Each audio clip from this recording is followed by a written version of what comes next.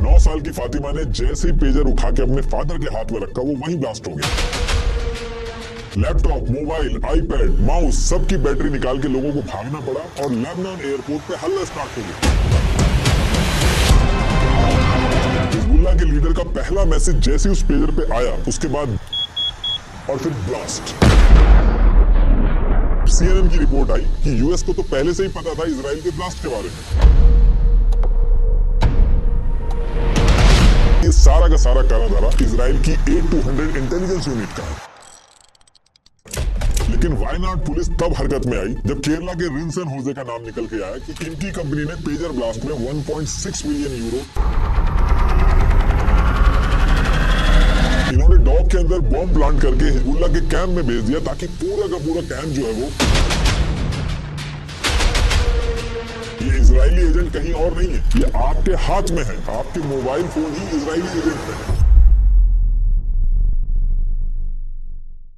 देखिए 7 अक्टूबर 2023 को हमास ने इजराइल के ऊपर एक ऐसा अटैक किया था जो पूरी दुनिया के लिए शॉकिंग था और इजराइल भी इसके लिए प्रिपेयर्ड नहीं था। और फिर उसके तुरंत बाद इजराइल ने भी उसका बदला लेने के लिए एक लार्ज स्केल अटैक शुरू किया हमास के ऊपर। जैसे ही इजराइल ने अटैक करना चालू किया तो उसके नेक्स्ट डे यानी कि 8 अक्टूबर 2023 को इजराइल के नॉर्थ की तरफ लेबनान में बैठे हिजबुल्लाह जो कि हमास की अलायंस है उसने भी इजराइल पर अटैक करना स्टार्ट किया। और सबसे हैवी अटैक जो हिजबुल्लाह ने किया था वो शेबा फार्म्स जो कि लेबनान और इजराइल के बीच में एक डिस्प्यूटेड लैंड है वहां पे किया। Back to back rocket launchers छोड़े और एयर स्ट्राइक वगैरह की। देखिए हिजबुल्लाह जो है वो ईरान बैक्ड शियाइट ग्रुप है। ये लेबनान के सदर्न पार्ट जो है वहां पे इसका बहुत ज्यादा कंट्रोल है। हिजबुल्लाह की पॉलिटिकल और मिलिट्री दोनों विंग्स इसने बना रखी है। इनफैक्ट लेबनान की पार्लियामेंट में 13 मिनिस्टर्स हैं इनके। तो 8 अक्टूबर 2023 को जब हिजबुल्लाह ने इजराइल के ऊपर बैक टू बैक अटैक किया तो इजराइल की तरफ से भी एयर स्ट्राइक स्टार्ट हुई। कहने का मतलब है कि 7 अक्टूबर वाले इंसिडेंट के बाद 2 दिन के अंदर इजराइल अपने नॉर्थ और साउथ रीजन में एक 2 फ्रंट वॉर में घुस चुका था जहां पे एक तरफ वो हमास से लड़ रहा था और दूसरी तरफ वो हिजबुल्लाह से लड़ रहा था। हिजबुल्लाह जब अटैक करने आया था इजराइल के ऊपर तो कितनी प्रिपरेशन के साथ आया था इसका अंदाजा इजराइल को 3 दिन बाद यानी कि 11 अक्टूबर को हुआ। इस दिन हिजबुल्लाह ने एक प्लान तरीके से लेबनान में बैठ के इजराइल के नदर्न रीजन में heavy artillery shells, anti tank missiles और ड्रोन से अटैक चालू कर दिया। Of missiles and rockets into Israel today, including one into Tel Aviv, which was intercepted. Israel rescue services say that no injuries or damages. और जब ये लड़ाई चल रही थी इजराइल और हिजबुल्लाह के बीच में तो सेम वीक में ये खबर आने लगी कि हिजबुल्लाह के 20 मिलिटेंट पैराग्लाइडर्स का यूज करके नॉर्दर्न इजराइल में घुसने वाले और जो 7 अक्टूबर को हमास ने किया था इजराइल के अंदर सेम वही चीज दोबारा से रिपीट होने वाली है और इस बार इजराइल के नॉर्दर्न पार्ट में होगी। और जब ये खबर सर्कुलेट होना चालू हुई तो इजराइल के पूरे नॉर्दर्न रीजन में अलार्म बजने लगे। इजरायली फोर्सेस ने आम जनता से कहा कि आप लोग शेल्टर ले लो। और फिर इस अनाउंसमेंट के बाद करीब 24 to 48 आवर्स के बाद इजराइल की आर्मी ने यह बताया कि एक फॉल्स अलार्म था जो कि ह्यूमन एरर की वजह से बजा था और ये जो इन्फॉर्मेशन है ये सही नहीं थी और कंसर्न की कोई बात नहीं है। लेकिन जो इजरायली सिटीजन थे जो इजराइल के नॉर्दर्न एरिया में रहते यानी कि लेबनान के बॉर्डर के पास में रह रहे थे उन्होंने थोड़े दिन पहले ही देखा था कि हमास ने किस तरीके से इजराइल में घुस के मारकाट मचाई थी। और सेम टाइम पे हिजबुल्लाह जो था वो काफी हैवी अटैक कर रहा था। तो इजराइल के नॉर्दर्न एरिया में जो इजरायली सिटीजन थे वो डर गए और करीब 96,000 इजरायली जो थे वो लेबनान के बॉर्डर के पास यानी कि जो इजराइल के नॉर्दर्न एरिया में रह रहे थे वो एरिया छोड़ के यानी कि अपना घर वगैरह छोड़ के दूसरी तरफ आ गए। और जो लेबनान वाली साइड थी वहां पे भी जो सिविलियंस थे वो भी पीछे हट गए। अब जब ये चीज शुरू हुई तो नेतन्याहू के ऊपर अपोजिशन की तरफ से बहुत ज्यादा प्रेशर आ गया कि थोड़े दिन पहले इजराइल के साउथ में अटैक हुआ था वहां से लोग भागे और अब नॉर्थ में भी अटैक की वजह से लोगों को अपना घर छोड़ के भागना पड़ रहा है कि एक इजरायली जो है जो आम जनता है वो अपने घर में नहीं रह पा रही है, उसको कैंप में रहना पड़ रहा है। तो इस चीज को लेकर इजराइल का जो अपोजिशन था उन्होंने नेतन्याहू के ऊपर बहुत ज्यादा प्रेशर बनाया और ये बताया कि एक फेलियर है नेतन्याहू का। और जब ये बात बहुत ज्यादा उठने लगी तो नेतन्याहू ने प्रॉमिस किया कि बहुत ही जल्द दोबारा से जो भी इजरायली है जो नॉर्दर्न एरिया से भाग के गए वो उनको अपने घरों में वापस पहुंचाएंगे। लेकिन ये चीज करना इतनी आसान नहीं थी क्योंकि लोग तभी वापस आएंगे लेबनान के बॉर्डर पे जब हिजबुल्लाह बैकफुट पे होगा, अटैक बंद होंगे। और वहीं हमास के कंपैरेटिवली देखा जाए तो हिजबुल्लाह ज्यादा स्ट्रॉन्ग है, इसके पास 1 लाख से ज्यादा लड़ाके हैं और ईरान से भी बैकिंग है इसको। तो इसीलिए इजराइल के लिए बहुत ही टफ टास्क था। अब इसके बाद डेली बेसिस पे हिजबुल्लाह और इजरायली फोर्सेस में लड़ाई होना चालू होती थी। That the long arm of Israel cannot reach. If you strike us, we will strike you. Hezbollah जो साउथ लेबनान में बैठ के अटैक कर रहा था, इसने अपने लिए वहां पे 4 लेयर सिक्योरिटी बना रखी थी। पहला लेयर जो इन्होंने बनाया था वो टेक्टिकल डिफेंस का बनाया था, दूसरी लेयर में रॉकेट और मिसाइल्स थी, तीसरी लेयर में कमांड एंड कंट्रोल और फोर्थ लेयर में मेन जो लीडर थे जो इस पूरे ऑपरेशन को चला रहे थे वो रहते थे। तो इजराइल जो था इसी लड़ाई के बीच में क्या करने लगा था कि उसने अपने पेगासस सॉफ्टवेयर का यूज करके, वैसे तो बहुत सारे सॉफ्टवेयर हैं इनके पास लेकिन पेगासस फेमस है, तो इसने अपने पेगासस सॉफ्टवेयर का यूज करके हिजबुल्लाह के जो लीडर थे जो फोन यूज करते थे उनको हैक करके उनकी लोकेशन और स्ट्रेटेजी वगैरह जो बनाते थे वो सब पता कर लेते थे, जिसका बहुत बड़ा एडवांटेज होता था इजराइल को। इजराइल ने हिजबुल्लाह के कई सारे ऐसे लीडर्स थे जिनके मोबाइल अपने सॉफ्टवेयर से हैक करके उनकी लोकेशन ट्रैक करी और फिर गाइडेड मिसाइल्स यूज करके उनके ऊपर अटैक किया, उनको मार दिया। तो ऐसे करके कई सारे हिजबुल्लाह के लीडर थे जिनको इजराइल ने मारा, और हिजबुल्लाह किस स्ट्रेटेजी के साथ अटैक करेगा उसके बारे में भी इजराइल को पहले से पता रहता। इनफैक्ट जो लीडर्स वॉर जोन में भी नहीं थे, दूर लेबनान में या सीरिया में बैठ के प्लानिंग वगैरह करते थे, उनके ऊपर भी मिसाइल्स गिरने लगी थी। और सबसे बड़ी दिक्कत हिजबुल्लाह के लिए तब शुरू हुई जब नवंबर 2023 में इजराइल ने हसन मोहम्मद इब्राहिम, अली रैफ और अली हसन इनकी लोकेशन पता करके इनको गाइडेड मिसाइल्स के थ्रू मार गिरा। और ये सारी चीजें बहुत ज्यादा शुरू होने लगती हैं। और फिर इसके बाद ईयर शुरू होता है 2024, और ये नया साल आते आते हिजबुल्लाह के लोगों को ये चीज रियलाइज होने लगी थी कि इनकी प्लानिंग वगैरह इजराइल के जो लोग हैं उनको पहले से ही पता रहती है। और इन सब चीजों के पीछे जो मोबाइल है वो सबसे बड़ा रीजन है, क्योंकि उस टाइम पे ऐसा भी हो रहा था कि कई हिजबुल्लाह के कमांडर ऐसे थे उनके ऊपर तब मिसाइल्स गिरी जब उन्होंने तुरंत मोबाइल यूज किया। तो इसके बाद ये लोग ट्राई तो करते थे कि कम से कम मोबाइल यूज करें, इनफैक्ट ऑपरेशंस में भी जाएं तो मोबाइल ना लेके जाएं, लेकिन उसके बाद भी इजराइल ये जो ट्रैकिंग कर रहा था ये हिजबुल्लाह के लिए एक बहुत बड़ी सिरदर्दी बन गई थी, क्योंकि मोबाइल का यूज करने पे इजरायली जो थे उनको सब पता चल जा रहा था, और ना यूज करने में आपस में कोऑर्डिनेट कैसे करें, कम्युनिकेशन कैसे करें, इसकी बहुत दिक्कत आ रही थी। तो ये लोग धीरे धीरे फोन छोड़ के छोटे छोटे एफर्ट्स डाल रहे थे, जैसे हैंड रिटन लेटर्स हो गए, पेजर्स वगैरह भी इन्होंने यूज करने शुरू किए थे, लेकिन बहुत लार्ज स्केल पे नहीं किए थे। बहुत ही कम लोग थे जो पेजर का यूज करके अपना काम चला रहे थे और कम्युनिकेट कर रहे थे। अब इसके बाद महीना शुरू होता है फरवरी 2024, और हिजबुल्लाह का जो लीडर है हसन नसरल्लाह ये टीवी पे आके सारे हिजबुल्लाह के लोगों को एक मैसेज भेजता है। इस मैसेज में आके ये कहता है कि आप पूछते हो ना कि इजरायली एजेंट कहाँ पे है, मैं आपको बताता हूँ कि एजेंट ये फोन है जो आपके हाथ में है, आपकी वाइफ के हाथ में, आपके बच्चों के हाथ में। هيدا العميل بتقول لي وين العميل؟ قل لك هيدا العميل الخليوي اللي بايدك واللي بايد زوجتك وبايد اولادك. इस पूरी वीडियो का जो लिंक है वो डिस्क्रिप्शन में मिल जाएगा आपको। तो ये जो मैसेज आता है हिजबुल्लाह के लीडर की तरफ से, तो इसके बाद हिजबुल्लाह के जो भी मेंबर थे जो कभी कभी पेजर यूज करते थे और जरूरत पड़ने पे ही फोन का यूज करते थे, अब वो बहुत तेजी से फोन को पूरी तरीके से छोड़ के पेजर की तरफ शिफ्ट होने लगे। एक्चुअली देखिए हो क्या रहा था कि जो मोबाइल होता है वो लोकल टावर से कनेक्टेड होता है, उस टावर पे अगर कोई कंट्रोल बना ले तो उस पूरे एरिया के फोन को ट्रैक किया जा सकता है, और मोबाइल में wifi, GPS, internet, SIM card, IMEI number से हर चीज ट्रैक करी जा सकती है। लेकिन पेजर जो होते हैं वो RF टेक्नोलॉजी यानी कि रेडियो फ्रीक्वेंसी पे काम करते हैं, जैसे जो आम हमारे रेडियो होते हैं वो भी इसी RF टेक्नोलॉजी पे काम करते हैं। तो इस पेजर की लोकेशन जो होती है वो आप ट्रैक नहीं कर सकते। पेजर जो होता है इसमें 1 वे कम्युनिकेशन होता है, कुछ एडवांस्ड पेजर होते हैं जिनमें 2 वे कम्युनिकेशन भी होता है, लेकिन जो आम तौर पे पेजर होता है वो 1 वे कम्युनिकेशन होता है, यानी कि इसमें सिर्फ मैसेज आ सकता है, आप रिसीव कर सकते हैं, आप मैसेज भेज नहीं सकते। तो इसमें करते क्या है कि 100, 200 या 1000 पेजर जो हो गए उनको एक आदमी किसी कंप्यूटर या सेंट्रलाइज सर्विस का यूज करके बल्क में कोई मैसेज भेजना होता है तो वो भेज देता है और सबको वो मैसेज कन्वे हो जाता है। और यही रीजन है कि आज की डेट में भी जब इतनी ज्यादा एडवांस टेक्नोलॉजी है, इस टाइम पे भी जिन लोगों को सिक्योरिटी का इशू होता है वो पेजर का यूज करते हैं। कई रेस्टोरेंट्स और हॉस्पिटल्स में भी कभी कभी पेजर्स यूज होते हैं, जहाँ पे एक साथ स्टाफ जो होता है उनको मैसेज ब्रॉडकास्ट कर दिया जाता है कोऑर्डिनेट करने के लिए। तो इन्हीं सब चीजों को देख के हिजबुल्लाह ने भी डिसाइड किया कि वो पेजर का यूज करेंगे।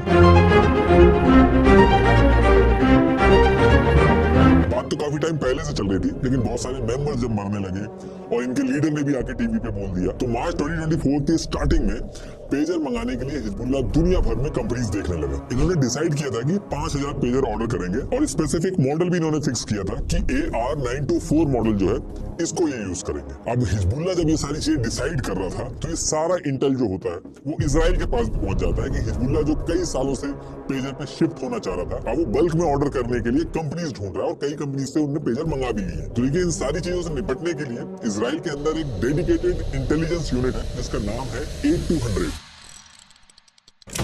इसको 8200 नहीं कहते ये लोग, 8200 कहते हैं। एक्चुअली इजराइल की जो इंटेलिजेंस है वो 3 पार्ट में डिवाइडेड है। एक तो मोसाद है जो इंटरनेशनल ऑपरेशंस यानी कि इजराइल की बाउंड्री के बाहर जो देश है उनसे जो थ्रेट्स आते हैं उन पे काम करती है। दूसरी है शिन बेट, इसको शब्बा भी कहते हैं लोग, ये इजराइल की इंटरनल सिक्योरिटी पे काम करती है। अगर कोई स्पाई वगैरह है कोई बाहर के देश का, अगर वो इजराइल के अंदर आके कुछ करता है तो ये जो यूनिट है ये इजराइल की जो बाउंड्री है उसके अंदर जो बाहर से स्पाई वगैरह आते हैं उनको ढूंढ के मारना वगैरह ये सारा काम करती है। और तीसरी है अगाफ हामुदीन, ये इजराइल की मिलिट्री इंटेलिजेंस है और इसी मिलिट्री इंटेलिजेंस में एक यूनिट है शमोइन मताइन, जिसको ये लोग यूनिट 8200 बोलते हैं। ये यूनिट सिग्नल इंटेलिजेंस और साइबर ऑपरेशंस की एक्सपर्ट है। जितने भी इलेक्ट्रॉनिक डिवाइसेस होते हैं, फ्रिज, मोबाइल, कंप्यूटर वगैरह, इनको ट्रैक करना, इनमें बॉम्ब फिक्स करके दुश्मनों को मारना, ये सारे के सारे टास्क इसी यूनिट के अंडर में आते हैं। आपको अगर याद हो तो 2020 में इजराइल ने ईरान के न्यूक्लियर साइंटिस्ट को AI असिस्टेड रोबोट से सैटेलाइट के थ्रू रिमोटली मारा था,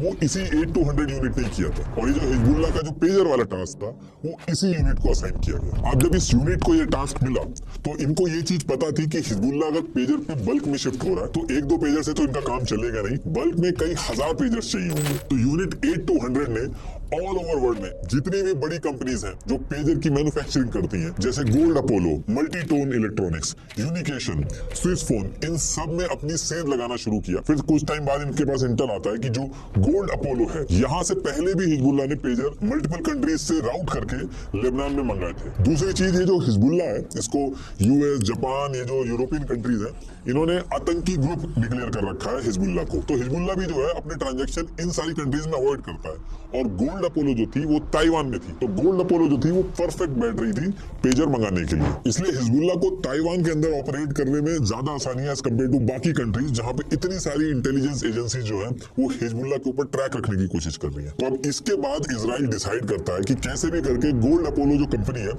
इसके अंदर अपने लिंक्स बनाए जाए। लेकिन गोल्ड अपोलो जो है वो दुनिया की बहुत बड़ी पेजर कंपनी में आती है, इसमें ऐसे आसानी से घुस के और सारी चीजें ट्रैक कर लेना इतना आसान नहीं है। तो इस चीज से निपटने के लिए जो इजराइल की यूनिट 8200 थी उसने एक अलग रास्ता चुना। तो इजराइल की जो इंटेलिजेंस यूनिट्स रहती है वो अलग अलग कंट्रीज में पहले से ही अलग अलग डोमेन के अंदर कंपनीज जो है वो रजिस्टर करा के पहले से ही रखी रहती है, ताकि उनको फ्यूचर में कभी जरूरत पड़े तो उनको नई कंपनीज ना बनानी पड़े, क्योंकि नई कंपनीज के ऊपर लोग डाउट करते हैं। तो पहले से ही इजराइल की जो इंटेलिजेंस यूनिट रहती है वो अलग अलग कंपनीज रजिस्टर करा के रखी रहती है। तो फिर इसके बाद इजराइल ने हंगरी की कैपिटल बुडापेस्ट में शेल कंपनीज बनाने का ट्राई किया। हंगरी को इसलिए इन्होंने सेलेक्ट किया क्योंकि हंगरी जो है वहां पे इंपोर्ट एक्सपोर्ट जो पॉलिसी है वो वैसे तो यूरोपियन यूनियन रेगुलेशन से ही फॉलो करते हैं लोग, लेकिन हंगरी जो है वो फॉरेन इन्वेस्टमेंट, फ्री ट्रेड, इन सब चीजों को ज्यादा सपोर्ट करते हैं अपनी कंट्रीज की ग्रोथ के लिए। वैसे भी आप देखोगे तो पूरे यूरोप के अंदर हंगरी जो है कॉर्पोरेट टैक्स बहुत कम लेता है इन्हीं सब चीजों को बढ़ावा देने के लिए। तो अब इजराइल क्या करता है कि हंगरी के कैपिटल बुडापेस्ट की 14th डिस्ट्रिक्ट में एक जगह ढूंढता है 33A 1142 बुडापेस्ट। इस बिल्डिंग के ग्राउंड फ्लोर पे इजराइल ने कंपनी सेटअप कर दी जिसका नाम इन्होंने रखा BAC कंसल्टिंग। ये उस बिल्डिंग की ओरिजिनल फोटो है और इस बिल्डिंग में 13 और कंपनीज रजिस्टर्ड थी। अभी अगर आप इस एड्रेस पे जाओगे तो एक पेपर लगा रखा है इन्होंने और यहाँ से गायब है लोग। लेकिन उस पर्टिकुलर टाइम पे इस कंपनी में एक लड़की थी क्रिस्टियाना बार्सोनी, इसको इन्होंने CEO बनाया। लेकिन अभी भी इस चीज का कंफर्मेशन नहीं आया है कि जो लड़की थी ये धोखे से इजराइल ने इसको CEO बनाया या फिर इजराइल के साथ एक्चुअल में ये मिली थी। लेकिन रॉयटर्स ने कुछ झूठ पकड़े हैं। BAC कंसल्टिंग की जो वेबसाइट है उसमें इन्होंने दिखाया कि क्रिस्टियाना जो है वो बोर्ड मेंबर है अर्थ चाइल्ड इंस्टीट्यूट की, लेकिन पता किया गया तो ये झूठ निकला। ऐसे ही क्रिस्टियाना का जब रिज्यूमे निकाला गया तो उसमें भी झूठ पकड़ा गया। उसमें भी उन्होंने दिखाया कि वो इंटरनेशनल एटॉमिक एनर्जी एजेंसी की प्रोजेक्ट मैनेजर है, जबकि ऐसा नहीं था। वो वहां पे प्रोजेक्ट मैनेज नहीं कर रही थी। तो अभी फिलहाल तो क्रिस्टियाना को सब लोग रीच आउट कर रहे हैं लेकिन किसी की बात नहीं हो पाई है उनसे। अभी टोटल 2 लोगों का नाम आया जिसके बारे में सबसे ज्यादा डिस्कशन स्टार्ट हुआ। एक तो क्रिस्टियाना और दूसरे हैं इंडियन ओरिजिन के रिंसन होजे जो केरला से नॉर्वे माइग्रेट हो गए थे। इस पेजर की डील में इनका भी नाम आया कि इनकी जो कंपनी है नोटा ग्लोबल लिमिटेड, इसके थ्रू इन पेजर्स के लिए 1.6 मिलियन यूरो पहुंचा है इजराइल को हेल्प करने के लिए।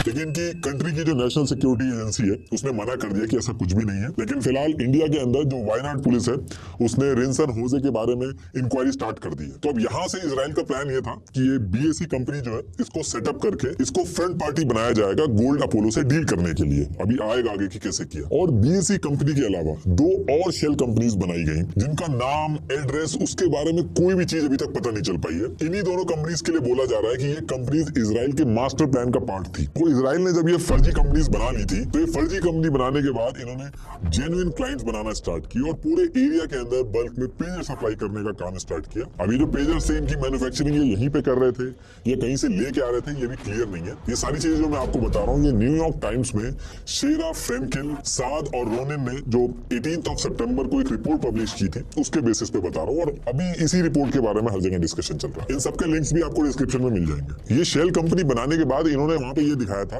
कि ये European institute of innovation and technology, इसके ये इंफॉर्मेशन कोऑर्डिनेटर है, जो यूरोपियन कमीशन के लिए बल्गेरिया, क्रोएशिया, एस्टोनिया, हंगरी, माल्टा, लाविया ऐसी कंपनीज में अपना बिजनेस करते हैं। अब ये सारी चीजें सेटअप करके इजराइल ने बिजनेस तो स्टार्ट कर दिया था, लेकिन इजराइल को पता था कि उनकी बनाई हुई जो शेल कंपनीज है वो कितना भी बड़ा बिजनेस कर लें, मल्टीपल कंट्रीज में अपने बिजनेस को दिखा दें, लेकिन हिजबुल्लाह जो है वो एक ऐसी कंपनी जो अननोन है, उसके पेजेस को हाथ भी नहीं लगाएगा। तो इसी चीज से निपटने के लिए ये लोग ट्राई करते हैं गोल्ड अपोलो जो ताइवान के अंदर है उसके टच में आने के लिए, क्योंकि इनका मानना था कि गोल्ड अपोलो जो है वो हिजबुल्लाह का ट्रस्टेड है, वहां से पहले भी इन्होंने पेजर्स मंगाए हैं। तो इस चीज से निपटने के लिए ये लोग क्या करते हैं, ये बुडापेस्ट के बिजनेसमैन बन के पहुंचते हैं ताइवान और वहां जाके गोल्ड अपोलो जो कंपनी है उसके ऑफिस में मीटिंग फिक्स करते हैं। मल्टीपल डिस्कशन होते हैं वहां पे और उसके बाद ये गोल्ड अपोलो को एक एग्रीमेंट के लिए रेडी कर लेते हैं, जिसमें यह था कि गोल्ड अपोलो जो है वो इजराइल की जो बीएससी कंसल्टिंग है इसको अपना नाम और ब्रांडिंग यूज करने देंगे, जिसमें यह था कि बीएससी कंसल्टिंग जो है वो अपने खुद के AR924 जो पेजर डिवाइसेज है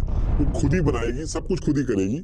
बस मॉडल के ऊपर गोल्ड अपोलो को लिमिटेड जो है उसके स्टिकर वगैरह लगाएगी, यानी कि ब्रांडिंग वगैरह करके उसको आगे बेचेगी। लेकिन गोल्ड अपोलो को बिल्कुल भी आइडिया नहीं था कि ये इजराइल की बनाई हुई शेल कंपनी है। और ये जो पूरा एग्रीमेंट वगैरह हुआ था बीएससी कंसल्टिंग और गोल्ड अपोलो के बीच में, इस पूरी डील के लिए ये फिक्स हुआ था कि बीएससी कंसल्टिंग अपने प्रॉफिट में से शेयर भी देगी और साइनिंग बोनस की तरह भी कुछ पैसा दिया जाएगा। ओवरऑल डील बहुत बढ़िया थी, तो गोल्ड अपोलो मना नहीं कर पाता है और वो एग्रीमेंट साइन कर देता है। गोल्ड अपोलो को पता तो था नहीं कि उनके साथ हो क्या रहा है, उन्होंने सोचा बस नाम ही यूज करना है और जो कंपनी है वो भी 2022 की रजिस्टर्ड है, काफी टाइम हो गया, तो वो एग्रीमेंट साइन कर देते हैं। लेकिन उनको बिल्कुल भी आइडिया नहीं था कि इसकी वजह से आगे अभी क्या क्या होने वाला है। अब जैसे ही गोल्ड अपोलो और बीएससी कंसल्टिंग का एग्रीमेंट साइन होता है, वैसे ही बीएससी कंसल्टिंग के जो पेजर थे अब वो बन गए गोल्ड अपोलो के पेजर, और यही चीज इजराइल चाहता था। और ये जो चीजें मैं बता रहा हूँ ये प्रॉपर ऑफिशियल स्टेटमेंट में गोल्ड अपोलो ने बताया है कि इस एग्रीमेंट में बस हमारा इतना ही काम था कि हमने ब्रांडिंग दी थी, बाकी हमारा इससे कोई लेना देना नहीं है। मैन्युफैक्चरिंग वगैरह सारी की सारी बीएससी कंसल्टिंग कर रही थी। ये उसकी कॉपी है, आप पॉज करके पढ़ लेना। इसके बाद बीएससी कंसल्टिंग जो थी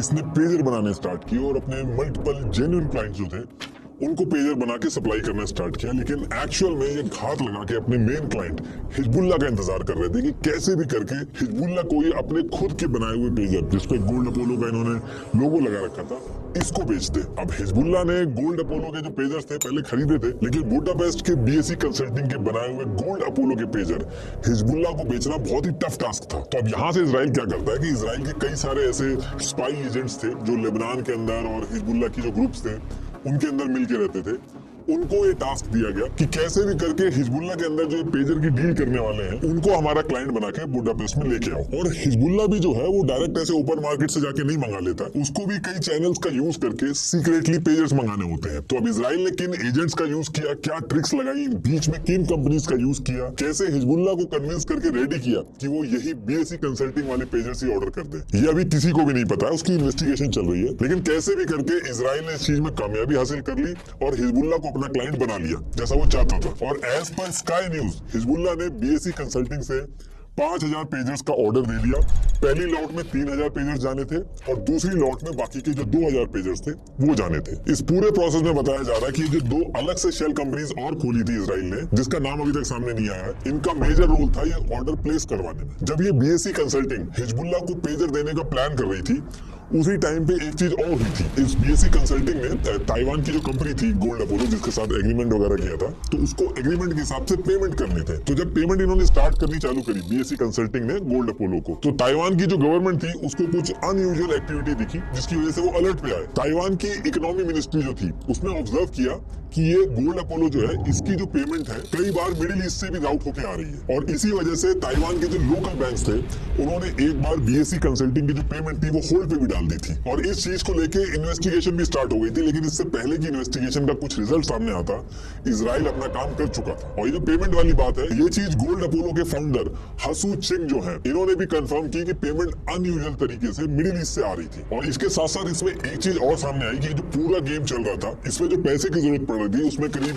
1.6 मिलियन यूरो जो थे वो इजराइल ने पहले बुल्गारिया मंगवाए, उसके बाद हंगरी में पहुंचवाए। तो ये जो सारे ऑर्डर प्लेस किए थे हिजबुल्लाह ने बीएससी कंसल्टिंग के थ्रू, तो इसमें शॉन मोरहाउस एक farmer British army bomb defusal officer थे। उनकी ये थ्योरी है कि जो नॉर्मल पेजर होते हैं इसमें ये 2 बैटरी लगी होती है जो पावर देती है पेजर को। ये यहाँ पे स्पीकर लगा होता है जो इनकमिंग बीप्स अलर्ट जो होते हैं वो सुनाता है। ये यहाँ पे वाइब्रेटर लगा होता है, इन केस साइलेंट मोड में हो तो नोटिफिकेशन पता चल जाए। ये रेडियो एंटीना जो कि सिग्नल रिसीव करता है, और ये माइक्रो प्रोसेसर जो सिग्नल को कन्वर्ट करके मैसेज रीडेबल बनाते हैं। ये जो पेजर के अंदर 2 बैटरी होती है, तो इनका कहना है कि ऐसा हुआ होगा कि जो 2 आइडेंटिकल बैटरी है इसमें से एक बैटरी को रिप्लेस करके उसमें एक्सप्लोजिव भर दिया गया। तो जो दूसरी बैटरी थी उससे तो डिवाइस को पावर मिल रही थी, और एक जो बैटरी थी उसके अंदर इन्होंने एक्सप्लोजिव भर दिया और इसको एक चिप से जोड़ दिया। नॉर्मली एल्कलाइन AA बैटरी जो होती है उसका वेट 23 ग्राम होता है, लेकिन इन पेजर्स में जो बैटरी मिली उसमें से एक बैटरी का वेट जो था वो 20 ग्राम के आसपास था। तो इसको लेके बोला जा रहा है कि इन बैटरीज में शायद एक्सप्लोजिव रखा गया होगा, और जो एक्सप्लोजिव यूज किए गए उसमें भी एक स्पेसिफिक एक्सप्लोजिव यूज किया गया, PATM। ये बहुत ही कम अमाउंट में बहुत ही बड़ा ब्लास्ट करता है, इसीलिए इस पर्टिकुलर एक्सप्लोजिव को कोवर्ट ऑपरेशन में हमेशा एजेंसीज यूज करती है। ईयर 1996 में भी कुछ इसी तरीके से एक मोबाइल डिवाइस में एक्सप्लोजिव यूज करके हमास का एक ऑपरेटिव था याया, उसको मारा था मोसाद ने। ऐसे ही एक बार इन्होंने एक डॉग के अंदर बॉम्ब लगा के हिजबुल्लाह के कैंप में भेज दिया था। तो अब होता क्या है कि यहाँ से फरवरी 2024 का मंथ था, और ये जो इजरायली पेजर थे वो डे बाय डे लेबनान के अंदर पहुंचने लगे। हिजबुल्लाह के जितने भी ऑपरेटिव ये पेजर यूज कर रहे थे उनको बिल्कुल भी आइडिया नहीं था कि ये लोग एक चलता फिरता बॉम्ब लेके घूम रहे हैं जो कि पूरी तरीके से इजराइल के कंट्रोल में, वो जब चाहे तब ब्लास्ट कर सकता है। करीब 3000 पेजर जो थे वो लेबनान पहुंच चुके थे, बाकी 2000 जो थे वो पहुंचने बाकी थे। और फिर इसके बाद डेट आती है 15 सितंबर 2024, जिस दिन पेजर अटैक होना था। इस अटैक से ठीक 2 दिन पहले हिजबुल्लाह क्या करता है कि इजराइल के टेल अवीव जो है यहाँ पे यरकॉन पार्क है, तो यहाँ पे हिजबुल्लाह ने क्या किया था कि एक M18A1 क्लेमोर माइन जो थी ये लगा दी थी, और रिमोट एक्टिवेशन सिस्टम के थ्रू ये लोग बम फोड़ने वाले थे यहाँ पे। लेकिन जैसे तैसे करके इजराइल की इंटरनल इंटेलिजेंस यूनिट, जो शुरू में मैंने बताया था जिसका नाम शिन बेट बोलते हैं लोग, शिब्बा भी बोलते हैं इसको, तो शिन बेट जो है उसके पास इसका इंटेल आ जाता है और ये लोग इस ब्लास्ट को रोक देते हैं। अब ये अटैक तो रुक गया था, लेकिन इजराइल बहुत ज्यादा गुस्से में था कि हिजबुल्लाह का कुछ ना कुछ करना पड़ेगा। इस इंसिडेंट के 2 दिन बाद यानी कि 17 सितंबर 2024, जिस दिन ये पेजर अटैक होना था, मॉर्निंग में पेजर अटैक होने से कुछ घंटे पहले सिक्योरिटी कैबिनेट ऑफ इसराइल एक लंबी मीटिंग करती है हिजबुल्लाह के रिगार्डिंग। और बाकी क्या डिस्कशन हुआ ये तो नहीं पता, लेकिन इस मीटिंग के बाद इसराइल ने अनाउंस किया कि अब टाइम आ गया है कि जो नॉर्दर्न इजरायली अपना घर छोड़ के चले गए थे अब उनको वापस लाने का टाइम आ गया है। इस मीटिंग के बाद नेतन्याहू ने मीडिया से भी कहा कि अब हिजबुल्लाह के केस में इसराइल के नॉर्दर्न बॉर्डर के पास कुछ फंडामेंटल सिक्योरिटी चेंजेस करने होंगे, तभी जो है जो इजरायली है वो अपने घर वापस आ पाएंगे। सबको लग रहा था कि ये मीटिंग एक नॉर्मल मीटिंग थी, लेकिन कहा जा रहा है कि ये मीटिंग इसी पेजर अटैक से रिलेटेड थी। इनफैक्ट CNN ने एक रिपोर्ट पब्लिश की है जिसमें उन्होंने साफ कहा है कि ये जो पेजर अटैक इजराइल लेबनान में कराने वाला था इसके बारे में उसने पहले ही यूएस को बता दिया था, कॉन्फिडेंस में लिया था यूएस को, उसके बाद ही ये पेजर अटैक किया। लेकिन इस चीज को लेकर जब बहुत ज्यादा हल्ला हुआ तो यूएस के जो सेक्रेटरी ऑफ स्टेट है एंटनी ब्लिंकन, इन्होंने ये कहा कि ऐसा कुछ भी नहीं है, हम इसके बारे में कुछ भी नहीं जानते थे। ये मीटिंग खत्म हुई थी, इसके बाद एक चीज और होती है, जो इंटरनल इंटेलिजेंस यूनिट थी शिन बेट, इसने एक चीज और बोली कि हिजबुल्लाह ने एक डिवाइस में एक्सप्लोजिव लगा के फॉर्मर इजरायली ऑफिसर जो था उसको मारने का प्लान बनाया था, उसको भी हमने रोक दिया। तो ये सारी चीजें पेजर अटैक होने से कुछ ही घंटे पहले बैक टू बैक हो रही थी। अब इसके बाद सेम डे यानी कि 17 सितंबर 2024 को टाइम होता है 3:30 और लेबनान के अंदर जितने भी हिजबुल्लाह के मेंबर थे उन सबको पेजर में एक मैसेज आता है। जब भी हिजबुल्लाह की जो मेन लीडरशिप थी वो किसी टास्क को लेकर मैसेज करती थी तो पहले अरेबिक में कुछ लिखा होता था, वो एक सर्ट पैटर्न में ही आता था। तो ये मैसेज भी सेम उसी के तरीके से आया और सबको ऐसा लगा कि जैसे उनके लीडर ने ही मैसेज किया, और कोई अगर अपने पेजर से दूर भी था तो वो पास में आ गया था। जो पेजर साइलेंट थे उस टाइम पे वो वाइब्रेट करने लगे थे, और जैसे ये मैसेज आता है पेजर वाइब्रेट और रिंग करने लगता है, और उसके थोड़ी देर बाद ही बैक टू बैक ये पेजर फटना स्टार्ट होते हैं। हजारों पेजर शॉप्स, मार्केट, घर, बस स्टैंड, हजारों की तादाद में फटना स्टार्ट हो जाते हैं लेबनान के अंदर। हिजबुल्लाह के जो मेंबर्स थे उनके आसपास जो आम जनता थी वो भी घायल हुए और सबसे ज्यादा लोग फातिमा के इंसिडेंट को लेकर गुस्सा हुए, क्योंकि 9 साल की फातिमा घर पे थी और जब वो पेजर रिंग करने लगा तो वो अपने फादर को देने गई और वहीं पे ब्लास्ट हो गया और उसकी जान चली जाती है। तो इसको लेके बहुत ज्यादा लोग गुस्सा हुए। पूरे लेबनान के अंदर जो हॉस्पिटल थे वो भरना स्टार्ट हो गए। डॉक्टर्स की जो लीव थी वो सारी की सारी कैंसिल कर दी गई। लेबनान में लोग टीवी, लैपटॉप, फोन सबकी बैटरी निकालने लगे, फेंकने लगे। इनफैक्ट एयरपोर्ट के अंदर भी केओस शुरू हो गया कि कहीं प्लेन के अंदर ही बम ना फट जाए। एयरपोर्ट में भी लोग बैटरी वगैरह निकाल के फेंकने लगे अपने मोबाइल और पेजर्स की। हजारों लोग घायल हो गए और 40 से ज्यादा लोगों की जान चली गई। अब इसके नेक्स्ट डे यानी 18 सितंबर 2024 को क्या होता है, 4 लोग जो मर गए थे उनके जनाजे को लेके लोग जा रहे थे, तो वहां पे आसपास वॉकी टॉकी थे, तो पता चला वॉकी टॉकी भी फटने स्टार्ट हो गए। थोड़ी देर बाद बेरूट के अंदर घर के ऊपर जो सोलर पैनल थे वो फटना स्टार्ट हो गए। अब लोग यहाँ से और ज्यादा डर गए कि अब नेक्स्ट क्या फटेगा। टीवी, टेबल, फ्रिज, हर एक चीज को लेकर लोग डरने लगे कि कब क्या फट जाए, किसी को कोई आइडिया नहीं। लेकिन सबसे ज्यादा हैरानी तब हुई जब मोस्तफा अमानी, ईरानियन एम्बेसडर टू लेबनान, इनके पास से भी पेजर निकल जाता है, वो भी इंजर्ड हो जाते हैं। फिर इसको लेके भी बोला जाने लगा कि हिजबुल्लाह के जो पेजर है ये ईरान के एम्बेसडर के पास क्या कर रहे हैं। अब जब ये वॉकी टॉकी फटने स्टार्ट हुए तो इनका भी पता लगाया जाने लगा कि ये हो क्यों रहा है। तो पता चला कि ये आईकॉम कंपनी के ICF-24 वाले मॉडल है जो कि जापान की कंपनी बनाती है। तो इसको लेके तुरंत जापान की कंपनी से भी स्टेटमेंट आ गया कि ये जो वॉकी टॉकी के मॉडल है हमने 2014 में ही बनाने बंद कर दिए थे, तो ये कैसे फट रहा है हमें भी कुछ आइडिया नहीं। अब जैसे ही इंसिडेंट होता है तो उसको लेके अलग अलग थ्योरी आने लगी, लेकिन सबसे ज्यादा हैरानी वाली बात थी कि रेडियो बेस्ड टेक्नोलॉजी को दूर से बैठ के कैसे ट्रिगर किया गया। लेकिन इसमें सबसे ज्यादा जो बात हो रही है जिस थ्योरी की, उसमें यह कहा गया है कि दूर से बैठे बैठे इन डिवाइस में एक एनक्रिप्टेड मैसेज भेजा गया जिससे मेमोरी फुल हुई और जो चिप थी उसको पहले से ही उसमें ऐसी प्रोग्रामिंग थी कि वो हीट करने लगेगी। तो बैटरी हीट करने की वजह से एक्सप्लोजिव जो था वो ब्लास्ट होने शुरू हो गए। ये थ्योरी बताई गई, लेकिन एक्चुअल में हुआ क्या ये पता करना बहुत ही मुश्किल है, क्योंकि कोई भी कंपनी या कंट्री कभी भी एक्सेप्ट नहीं करेगी कि उसने हिजबुल्लाह को जानबूझ के या गलती से या किसी भी केस में पेजर दिए हैं, क्योंकि हिजबुल्लाह को मल्टीपल कंट्रीज ऑलरेडी आतंकी ऑर्गेनाइजेशन डिक्लेयर कर चुकी हैं। तो वो जो कंट्री है और जो कंपनी है जो एक्सेप्ट करेगी उसके लिए बहुत बड़ी दिक्कत हो जाएगी। इनफैक्ट हिजबुल्लाह खुद भी ये चीज डिस्क्लोज नहीं करेगा कि उसने कहां से मंगाए थे ये पेजर, किस सीक्रेट चैनल का यूज करके डिवाइसेस मंगाए थे। और रही बात इजराइल की, तो इस पेजर अटैक के बारे में इजराइल ने ऑफिशियली कुछ भी बोलने से मना कर दिया। बस एक इंडिकेशन दिया है, इजराइल के जो डिफेंस मिनिस्टर है गैलेंट, इन्होंने कहा है कि वॉर का एक नया पीरियड शुरू हो रहा है और हम उसी चीज को अडेप्ट कर रहे हैं। लेकिन ये जो सारा कुछ चल रहा है इससे एक चीज तो क्लियर हो गई है कि आने वाले टाइम में अब एक प्रॉपर वॉर होगी हिजबुल्लाह और इजराइल के बीच में। यहाँ तक कि ये भी इंडिकेशन दी है इजराइल ने कि वो अब नॉर्दर्न रीजन में इजराइलियों को अपने घर वापस लाने के लिए लेबनान के अंदर ग्राउंड इन्वेजन भी कर सकते हैं। तो एक्चुअल में होगा क्या, कुछ अगर इंपॉर्टेंट चीज होगी तो मैं दोबारा से उस पर वीडियो बना दूंगा।